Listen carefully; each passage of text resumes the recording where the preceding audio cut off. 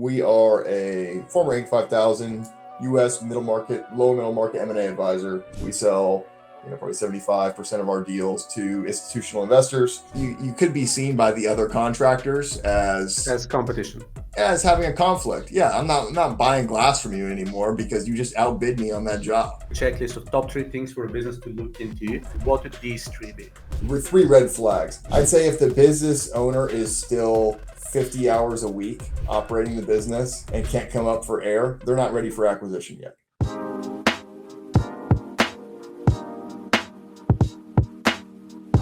Hey everyone, Mark Woodbury here. This is the B2B Growth Hacking Playbook, the podcast for C-level executives who are trying to figure out the growth strategies, how to make it work and plan the latest and greatest techniques for how to navigate the rest of 2025, how to plan the annual roadmap for 2026, and make sure that you stay afloat in the new year. Together, I have Mark Woodbury with me here from Raincatcher, a leading M&A advisory firm. Mark is an incredible leader who is very well versed in managing various exits and also securing different opportunities for businesses, small, mid-sized, large, to consolidate, to merge, to exit, to provide different forms of financing. And this is why I have Mark here with me to explore and discuss some of these growth strategies. And particularly one of the topics that I want to touch on is growth through acquisition. So, Mark, thanks for coming over. Appreciate having me on. Well, really glad I have you on. Do you want to say a few words about yourself and about Raincatcher, just the top-level elevator pitch that we can start with? Sure. Yeah. High level on Raincatcher. We are a former Inc. 5000 U.S. middle market, low middle market M&A advisor. So we do anything from kind of what we call our business brokerage business, which starts at maybe $2 or $3 million in enterprise value, into more of our sweet spot into the kind of teens and 20s, which is our M&A advisory practice. So we think of ourselves as picking up on deals that are really too large for the neighborhood business broker, again, a few million. And below where larger middle market investment banks drop off at maybe 50 million. So our sweet spot is right in the middle. We sell, probably 75% of our deals to institutional investors. We can also help entrepreneurs grow and raise capital for them from institutional investors to help them both expand internally as well as grow through acquisition, which it sounds like we're going to chat about today. I'm excited about it. It's definitely a topic I'm personally stoked about. It's one that definitely comes up in boardrooms, in executive rooms, in hallway tracks, pretty much everywhere else. Specifically in businesses that were able to grow to a certain extent. It could be consultancies, could be B2B SaaS, could be something else. Someone gets to 10 million, 50 million, 20 million or so, and they're hitting a wall, particularly over the past couple of years with recession and kind of people are trying to diversify, look into new go-to-market channels. And acquisitions are definitely one of the key opportunities that we've seen some of our partners secure and make it work. We've discussed some of these with you as well, but I know that there are a lot of things that you do as a business, as an M&A advisory, to make it possible for companies of that size to kind of turn the growth curve into, hey, instead of planning, let's allocate this budget next year and kind of drill it down to anything that we do internally, by the way, like, hey, let's prepare the roadmap for next year. I'll get a marketing budget, sales budget, CX budget, calculate NRR, MRR, the rule 40, all of that, right? This is kind of one path to take, and it's definitely that I generally tend to recommend. But there's also an alternative path that could be instead of or in addition of what can we do with that funds to actually secure the same targets and acquire the same customer base, the same brand autonomy, and essentially acquire another brand that gets us to the same level while saving us 2 to 3 years and maybe complementing by additional services, upsells, cross sales, or building any other form of moat in the process. So this is kind of one of the core things that I want to talk about. And I'm thinking of, do you have a success story, a recent one that you can probably discuss that's going to paint a better picture on kind of how that works? Yeah, well, I guess let me back up a little bit. So, I think businesses should, obviously, they need to have some organic growth levers, either some differentiation or, a funnel that works for them to scale their business. It needs to be working. It needs to be replicable if they're going to have success, period, let alone through acquisition. Acquisition is just another avenue to scale a business faster. So you look at all the agencies out there that get acquired by larger agencies. That larger agency, if they don't have good process and people in place, it's going to crumble regardless. There's no amount of acquisition that's going to support that business's growth. But if you look kind of across the landscape, Mario, at lower middle market private equity firms, this is the key value driver in the, call it EBITDA bridge of how they grow the business when they buy it at 5, 6, 7 million in adjusted EBITDA. It could be even lower than that now. And they seek to grow it to 20-ish in EBITDA before exiting, and that's going to be called a 5x on MOIC or on overall equity. This is one of the top levers that's pulled, right? Oftentimes it's a departing owner operator. They need to bring somebody in 6 months or a year later to operate the business. If there's operational initiatives they could undertake and make the business more efficient, there's fat to trim, or there's better opportunities to serve that same clientele or step out into adjacent markets. That's something they look for. But you'll see a lot of groups out there who do what's called buy, build, or roll-ups, where they look to consolidate an industry. It's if I'm buying an HVAC service business in Dallas, I buy one that's kind of 4 million EBITDA, and I buy a bunch of other HVAC service businesses around it that are kind of sub 3 in EBITDA, oftentimes sub 2. These businesses are somewhat owner reliant. They might not have the infrastructure. They don't have HR. They don't have maybe marketing resources, but they have a few good maintenance contracts. They have 4, 5 different trucks on the road with technicians in them. And if you have the team infrastructure in place to still oversee that, because you are, again, a larger HVAC company, there's ability to acquire that business for, to call it a lowish multiple. HVAC's a bad example because actually multiples have been stretched in that one. But oftentimes you're acquiring these businesses for low multiples. And as soon as you have them integrated, it's actually worth more than that. So it's immediately accretive to you once integrated with your own operation. So, that can be done in SaaS, right? Like oftentimes software, these companies are trying to solve a different problem for a different subset of people. And so you have maybe more of a moat, but there's still ancillary services, or there's a greater product suite that you could acquire your way into versus to build that infrastructure yourself and then cross-sell them greater software. So in terms of building out more functionality, you can also buy that out. We see software companies, and I know your original question I'll get to, which is have we had a success story of it soon, but we see software companies be acquired by, say, a service company who's trying to bring a traditional service to that same end market. Well, here's an ancillary way of doing that, and we can increase wallet share. So if I already have 800 sales reps servicing an industry, call it manufacturing, and now I have a niche software product that I can also cross-sell them, and maybe the software business is 5 million in ARR, and I can immediately have my team sell it to the people they have existing relationships with, and I can bring it to 10, 12, 15, and that growth is obviously very accretive because software is on a fixed cost structure. So we do see some strategic acquisitions of different industry models, like a service business acquiring a software business or a SaaS company. I'll pause there. I threw a lot at you, but you did ask, have I had a success story with it? Yeah. Last year we sold an online auction business, very cool small business. 2 entrepreneurs just started themselves and they were both engineers and kind of patched together a good solution. They found a need for it. So it's online auction software. I don't believe we've come out with an announcement on it yet, or I'd share the name. And so I love exclusive announcements. I have a lot of these in the podcast, so go ahead. It's I'm trying to think. Was there some language in the purchase agreement that neither party could disclose this? Because I'm thinking that might be why we haven't come out with an announcement on it yet. Anyways, it's online auction software, but it was bought by a really good business, private equity backed, that brings a service to nonprofits who are doing fundraising. Well, I mean, that's a lot of who's doing silent auctions, right? And so now there's an online silent auction software. Well, that's a very synergistic. It's selling to the same end market. And so we already helped these groups raise funds for their nonprofit, for the dog shelter, for the little league, for the school, whatever it is. Now we have another software to help them do so. So that's an example of how it can be a synergistic adjacent business with, say, maybe servicing the same end market, and how kind of 2 + 2 can equal something more than 4. Or oftentimes with the HVAC example, it's a fragmented business. There's, every metro market or every industry you're in has 10, 20, 30 players. And if there's one streamlined, well-run organization who has the ability to grow through acquisition, again, those are private equity backed, we could talk about why, they can swallow up a few of the others, move up market, and each nickel you're buying in growth has more of a dime in value to you in terms of, you're buying at a 4 and you're worth probably closer to a 7 or an 8.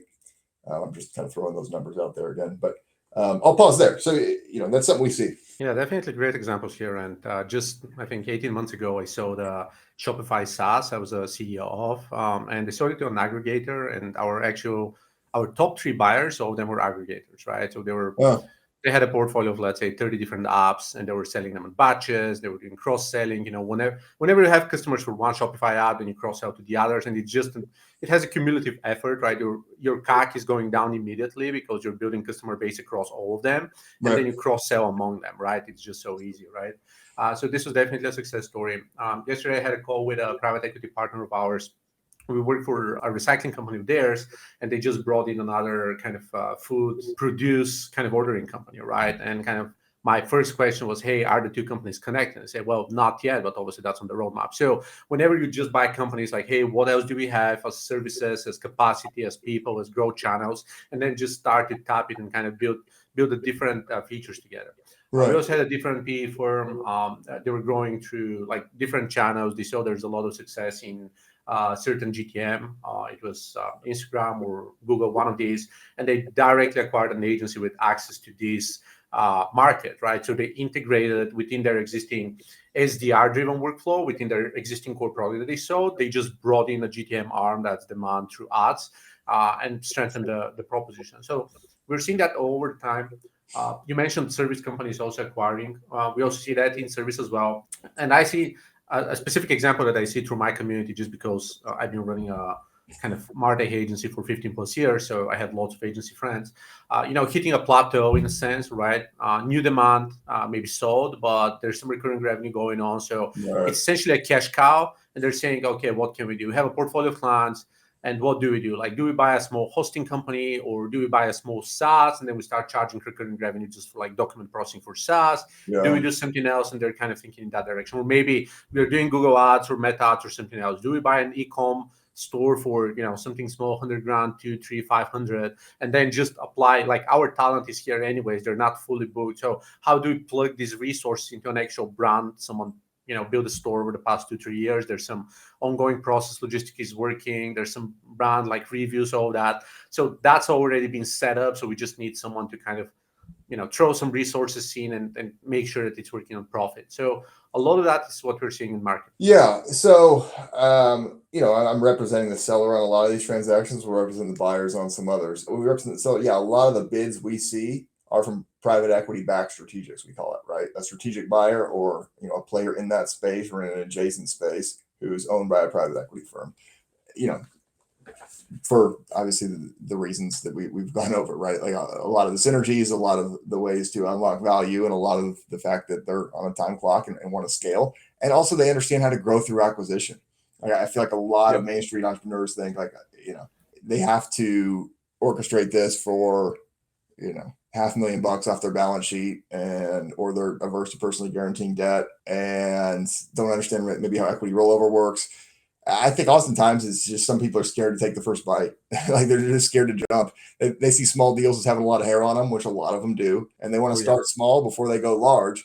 And I think that makes sense. There are opportunities for groups to grow through acquisition and raise outside capital to do so. Like, there's an entire market around helping entrepreneurs finance growth with both debt and equity, as well as finance acquisitions. So it's not available for everybody. It's, I know a lot of your clientele are probably more sizable businesses and more kind of 2+ in EBITDA. And that's, I think, say right about the floor of where some of these P groups will get interested. But there's a lot of firms out there. If you have a good roadmap, here's who we are, here's the kind of mistakes we've made along the way, and here's where we've won, here's where we're differentiated. We're 18 people, we're 20 in revenue and 3 in EBITDA, or 15 in revenue and 2 in EBITDA. Who knows what it would be? Probably a little bit wider than that with a SaaS business, or much wider than that with a SaaS business, but even wider with a marketing business. And they want to grow through acquisition, and then you get a target lined up, and there's groups who can help you execute on that. We're one of those, and there's some other groups out there who can finance those acquisitions.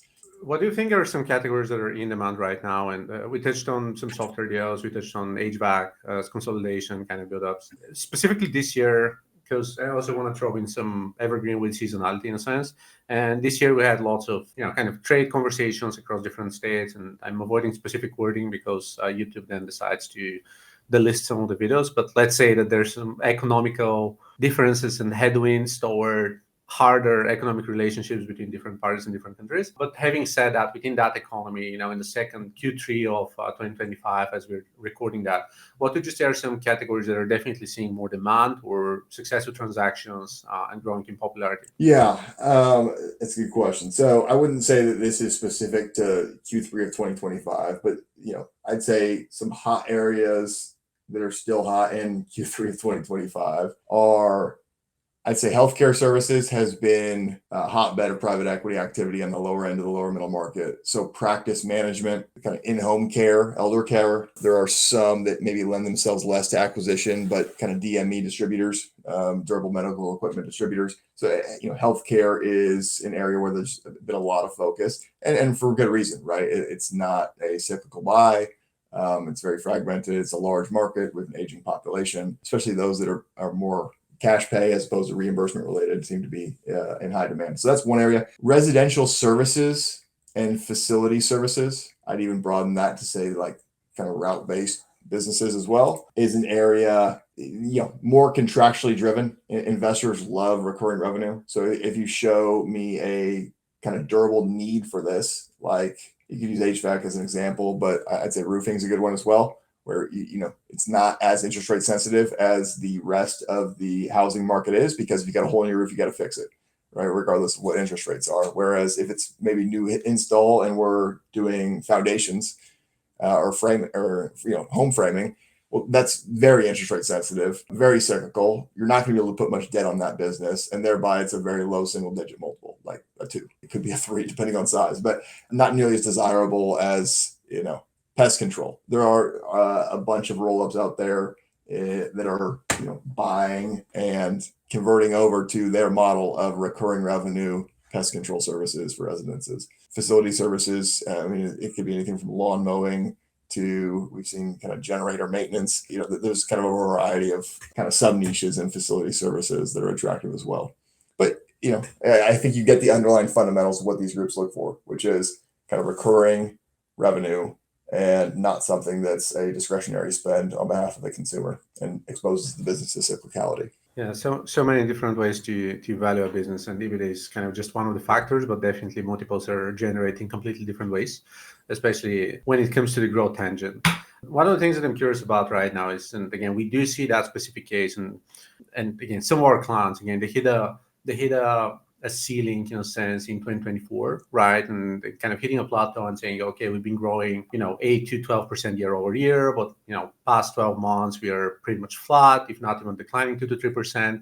There's enough capital in the bank, or there's, PE funding or some other, growth equity or something else that's available in theory, but, the longer we spend kind of not hitting targets, the less we are going to be able to tap into that pool of opportunity. So considering that their previous value proposition and offering is not working, some of the things that we are doing internally is essentially recalibrating their market, working on, again, product market fit and additional GTM, repricing, and lots of other different things. But in some cases, some are selling wholesale, and then they are testing retail, or in some cases, some are selling, again, like a fixed product, and then they're moving to subscription, something that you also mentioned yourself. But considering, let's say there's a 15 million or 20 million revenue company doing 10 to 15% profit margin, or if you want to say 2 to 3 EBITDA, depending on how you tap into different expenses, but having, 3 to 4 million in the bank, and they're wondering, hey, what can I do right now to maximize that? Let's say they're in one of these specific categories, maybe roofing construction company, right? Not the services one, but,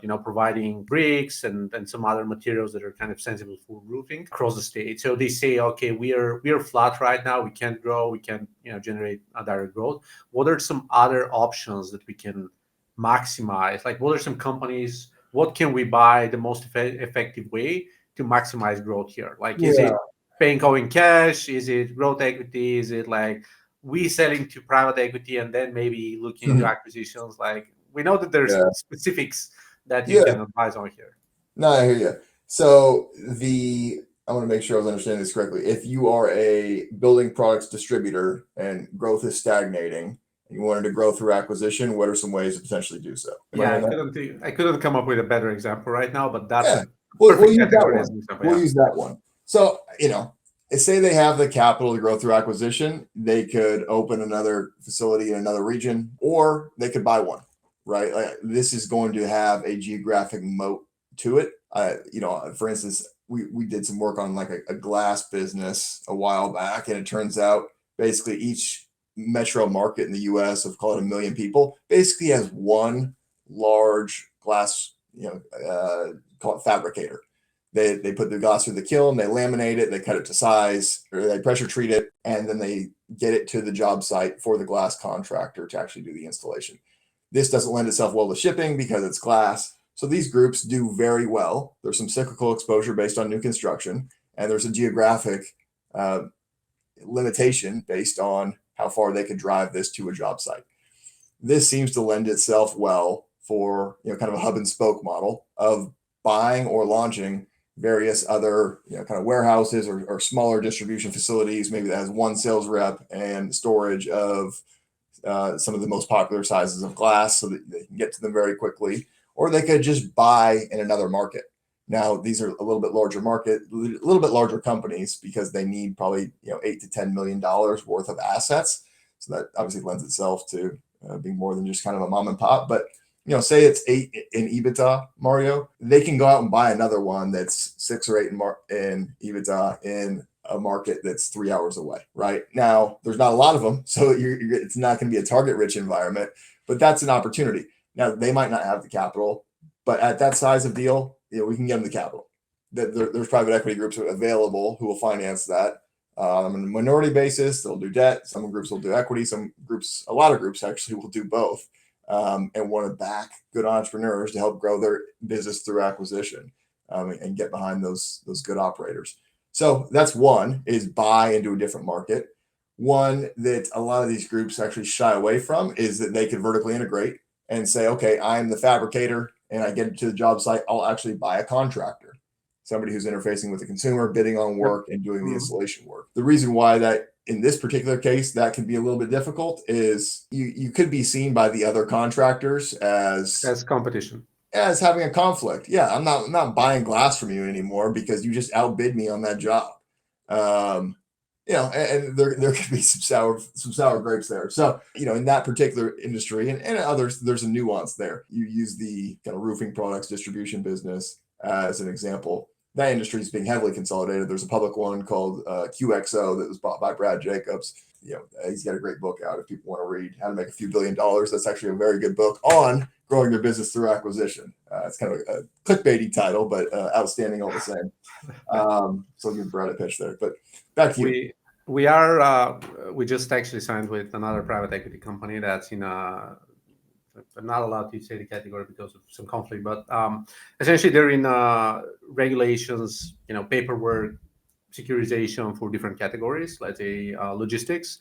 And one of their clients actually decided to turn a competitor, and took a chunk of their business, which was kind of pull different strings, acquired a couple people, just poached a couple people to steal some intellectual know-how and all that stuff. So not necessarily some of the dirty tricks in the playbook. We're trying to kind of recover them back to their glorious days right now. But we're definitely seeing some of these. How can you really step on the wrong foot and potentially make some enemies along the way? Yeah. Which is definitely not ideal. But after all, it's the game of business and depends on how you structure that, how creative you are in actually figuring out what's going on, how much you're pressing the pedal to make sure that you're always staying ahead of your competitors, and a bunch of other different scenarios here. But that's definitely something that we're seeing here as well with some of the companies that we work with. Yeah, and you talk about marketing agencies; those are so human capital reliant, right? Professional services are, as a whole, the acquisitions can be tricky because you're integrating cultures, you're integrating teams. Oftentimes these people are still in the office, or one of them's in the office, the other one's fully remote, and there's the nuance of how to execute this, how to vocalize that to clients. And so it could be tricky, and I think that's why a lot of people just avoid doing it. And then financing it's tricky, and then it's reliant on owners putting in capital, at least on the small end. Again, once they get a little larger, they can kind of grow through acquisition with other people's money. But kind of sub 1 or 2 million in EBITDA, it's kind of your own balance sheet. Yeah, so there are reasons not to do it, just like there are reasons to do it for sure. Yeah, and again, I definitely don't think it's a bad thing. And kind of, I'm going to revert back to something you said earlier. lots of people are afraid to do that, right? They're afraid to take the first step. They're looking for something small to kind of test the waters.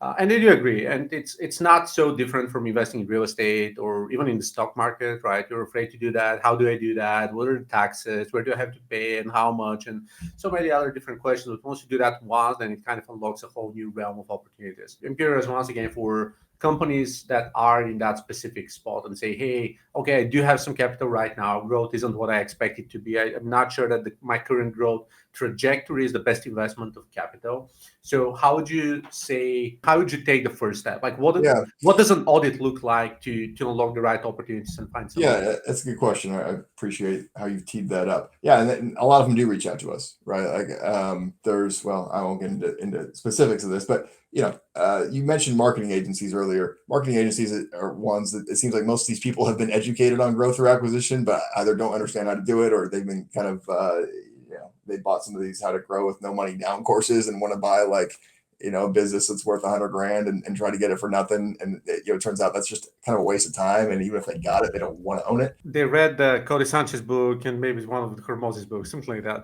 I think really growing their business through acquisition, they have to look at deals that are sizable enough that can run either without that owner in the business day to day, or that owner's got to roll over equity into the larger company. So if you're an agency owner and you're doing kind of 4 in EBITDA, are there a bunch of good agencies that are doing kind of sub 2.5? Yeah, 1,000 of them, right? There's such a low barrier to entry. Anybody can call themselves a marketing agency, especially if we do maybe more kind of project-based work, or maybe we're good media buying, but we do no SEO, we do no CRO, they do no live event marketing.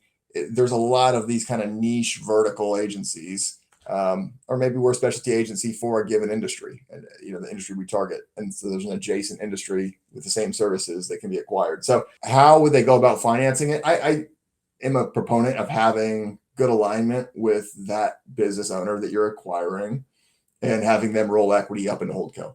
Meaning, right? I own Mark Co. I'm buying Mario Co. I'm worth 10 million. You're worth 2 million. I say, Mario, I'll give you $1 million. And $1 million in basically Mark Co. equity. So I'm being diluted. You now own a small percentage of the larger holding company, but now you're incentivized. You're still an owner like you were previously, but you're call it a VP of a certain category, or SVP, and have a vertical you oversee. And then there are businesses who programmatically go through M&A like that. A lot of them private equity backed, some of them just kind of founder owned, but who bring on somebody who knows the deal business, oftentimes an outsourced corporate development team, ourselves or others. And then we raise the capital to help them do so. If you bring on equity, right? If all the equity is coming off of the acquirer's balance sheet, great. But if you bring on, kind of a debt partner who can do kind of, maybe 4 in debt, 2 in equity to buy a $6 million business, or maybe I have 4 in debt, 2 in equity, and 2 in rollover, and it's an $8 million business. I am being diluted, right? If I own 100% now, I don't afterwards, because we're bringing in new capital and I'm rolling you over into Holdco. So they need to understand that while you can build something that's much larger than you are currently, as you bring on equity, they're going to be diluted. One of the common questions or concerns that I'm hearing in that case, specifically with buying and offering equity from the bigger co, is a lot of people say, hey, this is not a public company. Liquidity is really minimal. We don't have any exit prospects. We can go under, and essentially I'm losing pretty much everything from the new business. So I'm just taking half the money, eventually getting $1 million out of potentially something that's not public. So how am I dealing with secondaries, and kind of how do you put in the right clauses for, hey, this is the exit target. We are aiming for another exit or a rollover to a private equity in like 2 to 3 years, and actually making sure that this works. Yeah, I mean, it shouldn't really be a contractual clause, but I think there needs to be like some very thorough discussion between the acquirer and acquiree, both to evaluate each other and make sure this is going to make sense, is also like, what does the future look like? A lot of the times the benefactor here is the smaller company, right? Like if I own a small business and I can be acquired by you, Mario, and be part of your ecosystem, which I could otherwise, spend the next 20 years trying to build myself. If I could be part of your ecosystem, take a salary and kind of run the division I'm already running, maybe you buy 70% of my business now. And so I'm taking some chips off the table. I get a little bit of wealth. I get a little bit more security for my team. I get a lot more peace of mind, and I'm rolling equity over, and I own 2% of Mario Co. And your vision is to sell Mario Co. and you're not going to be contractually obligated. but your vision is to sell Mario Co. in whatever, 3 years, it's going to sell at a higher multiple than what you're buying me at, right? And ideally we get some organic growth in the meantime, and we might go on and acquire 2, 3, 4 more deals, and I'll be diluted again, or I can come up with, pro rata contribution to not be diluted.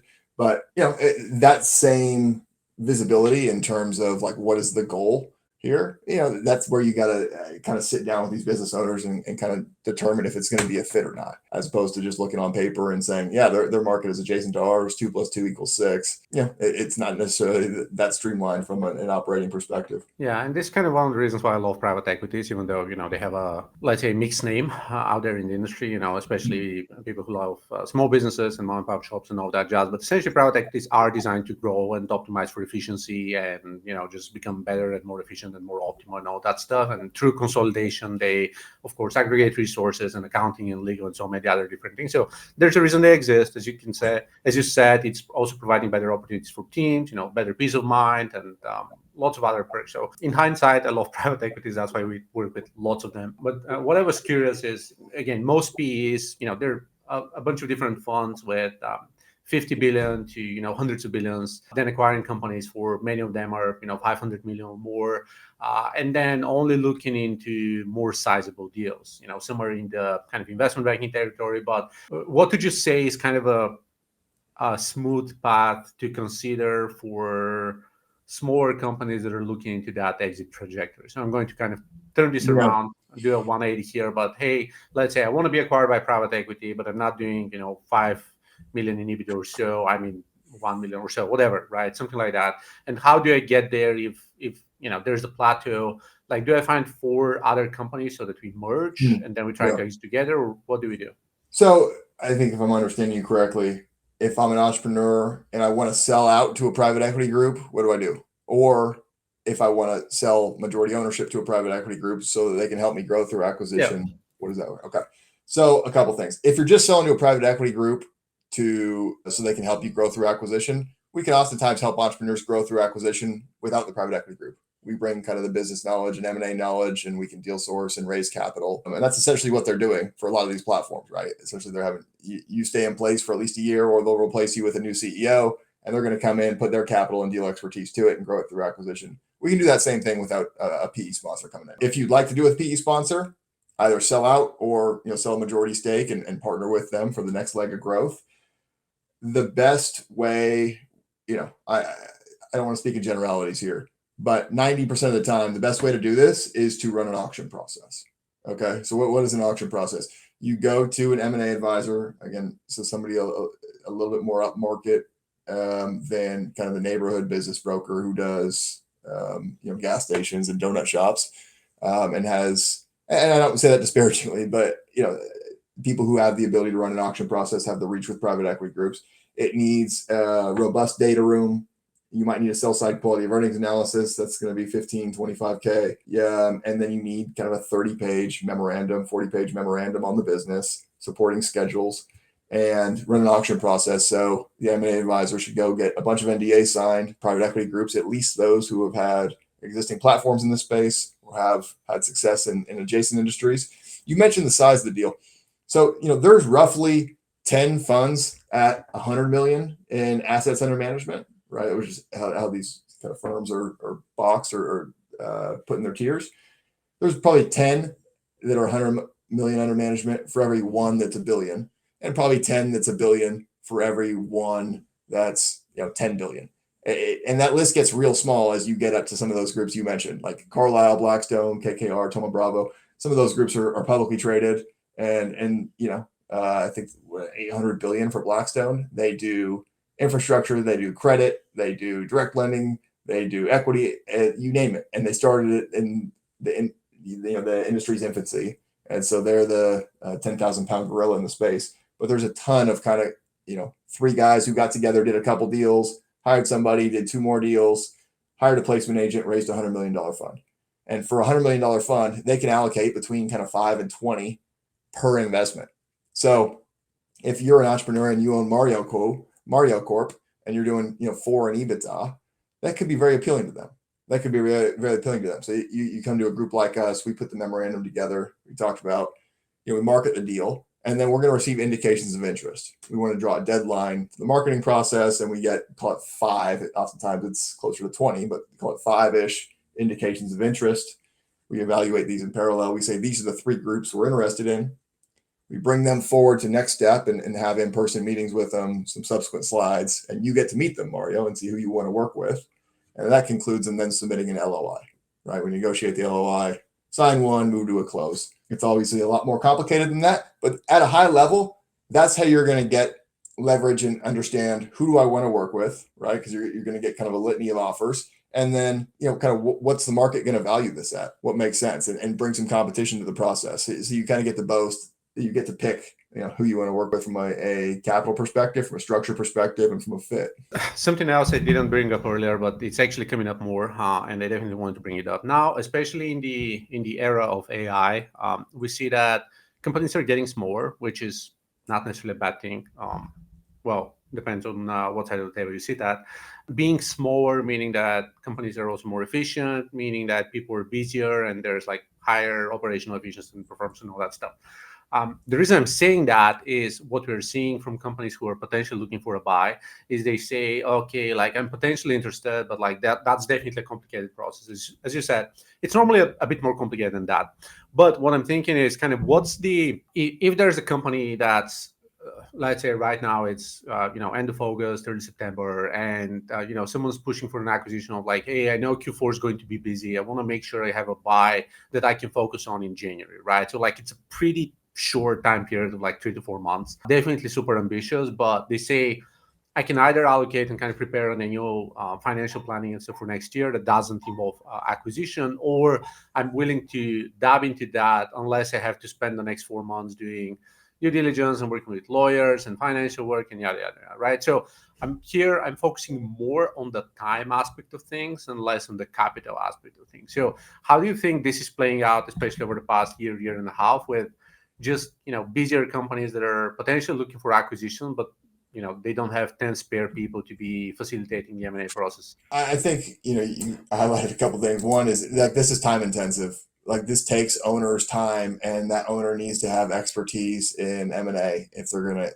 be able to execute this without the help of an outside corporate development professional or M&A professional. Even if they work with you, and actually, let's say they work with you, right? But kind of what we've seen, and again, we've had that conversation with lots of people, like, hey, I want to work with consultants or advisors or so, but I end up sitting in more meetings and explaining my process, and then they fill out and send templates and like fill this out, and like here's a data room that you also need to prepare and stuff. And also, if I was like 3 years past financial records, connected with the bank, and so you end up in like 40 hours of conversations for that. So how do you streamline that process to make it more efficient and less painful in cases like that? Yeah, no, I appreciate that. We streamline it, software. We try to record things. We try to have multiple hands on call so we get to address as many things as necessary on a call. But all those things you just mentioned and more, like we have a 100-point data room request list. Streamline it. We have a software we use to manage uploads. But like there's so many things vying for business owners' time. This is never going to be as simple and turnkey as like, well, let's just outsource this part of it, and it's off of our plate. Like you hope to do with like HR. Like this is a fundamental growth lever that takes leadership input on, even with the help of outside development professionals. With that said, there's not a lot of levers you could pull that have the ability to scale and compound rapidly as you can with bringing on outside capital and growing through acquisition. I mean, there's private equity groups out there who buy a platform that's 5 in EBITDA and buy their way up to 20 in 4 years, right? And they have to integrate those deals, and that's a headache in and of itself. They'll have to replace departing executives. That's its own problem. None of this is as straight line as it looks on paper, but it is very doable. And for businesses that are a little bit more slow growing, like you talked about, a building products distributor, I can't scale it like a SaaS company, Mario, right? Like you need to scale geographically, which means you're either setting up a new lease and hiring a new GM, and it's like a 4-year process of opening a branch office, or you can buy one and a third and a fourth and a fifth. And that's the option a lot of these groups select to go. That's a group the option that a lot of private equity groups elect to go. Yeah, there's great return for the shareholder there and for the business owner. Yeah, and you mentioned SaaS, and how would you approach just growing the SaaS? And we know, it's faster to scale, better, profit margins. You don't have to hire a bunch of different people for that. But like strategically, let's say you have an acquisition and say, okay, we can get it for 5, we can turn it to 20 in like 3 to 4 years. Like what would be the exercise you come in and offer, as in, this is what we're going to put in, and this is what we project over the next 3 years to get to the 20. Organically scaling SaaS, I won't speak to that because I've not done it. I'll say that, software companies who can find something that's synergistic, like this business has a very good product that also sells an adjacent service to our end market. You think about all of the tools out there that tie into QuickBooks. Like, how many marketing SaaS dashboards have you seen that tie in with either Amazon Seller Central or with Meta Business Manager, or it's a good reporting software, or again, go back to my initial example, it ties into QuickBooks. So there's a lot of these kind of adjacencies. I say if you have an API integration with something, it might be a good acquisition to you, or you're a good acquisition to them. It's not as fragmented as other markets where, again, there's 1,000 marketing agencies and each one has their own kind of flavor and color or industries they service, and so they can acquire into an adjacent one. But there still are some adjacent software companies that you can acquire, and then consolidating back-end functions and getting a little bit higher margin. Most of these have pretty strong margin anyways. It's doable. I think it's hard to get into the particulars of any one deal without really, kind of diagnosing an example company per se. Okay. One final question. If you have 3 pieces of advice, like a checklist of top 3 things for a business to look into when doing an acquisition, like the red flags you need to rule out immediately, what would these 3 be? This is a business coming to me who wants to grow through acquisition. Yes. And I'm looking for ways to make them able to do so. 3 red flags. I'd say if the business owner is still 50 hours a week operating the business and can't come up for air, they're not ready for acquisition yet. Like, this is taxing enough on them, even in just looking at deals, let alone getting into a diligence process and trying to get to a close and financing, and then to integrate that deal. It's going to be a fair amount of work from them. So you need to be large enough to have a sophisticated enough team in place so that you can go on vacation, and then you might be ready for growth through acquisition. That's 1.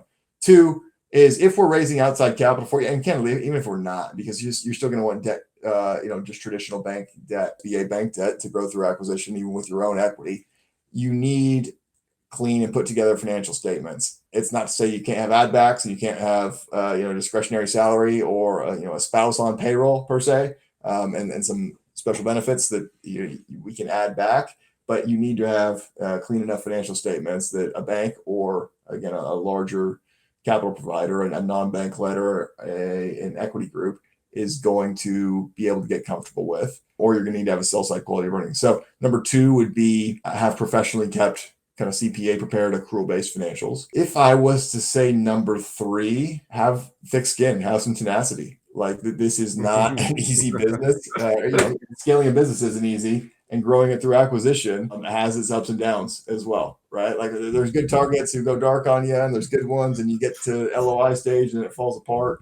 There's good ones you get through LOI stage, you're investing in a quality earnings report, and it's maybe not what the business owner said. So, it takes some thick skin, but again, it's doable for those out there who have a good business, have the time and expertise to allocate to it, and have thick enough skin to make it happen. Those guys and gals who are winners can grow through acquisition. Love it, Mark. Mark Woodbury from Raincatcher. Make sure you go in and check raincatcher.com, the professional M&A advisory that's sharing this free bite-sized tips for anyone who's looking to grow through acquisition. Really helpful. Super stoked. Definitely lots of pieces of advice out there, Mark. Where can people find you and learn more about you other than raincatcher.com? Yeah, Raincatcher, or they can find me on LinkedIn. It's Mark Woodbury, or I'm under the Raincatcher LinkedIn page. Happy to have a chat with anybody in your audience, Mario. Sweet, legendary. I'm definitely going to make sure I'm going to add the links down. And everyone, if you have any other questions for acquisitions, go to Mark. He's super knowledgeable. As you can see, he has lots of growth tips, and he's able to secure capital in lots of different ways that you may have not necessarily imagined or thought of previously. And if you enjoyed that episode, also make sure you go down there, click the 5 stars, like, subscribe, whatever it is. Make sure that you support the episode so that we can have more amazing, incredible folks like Mark coming on to our show. Thanks, everyone. See you in the next episode.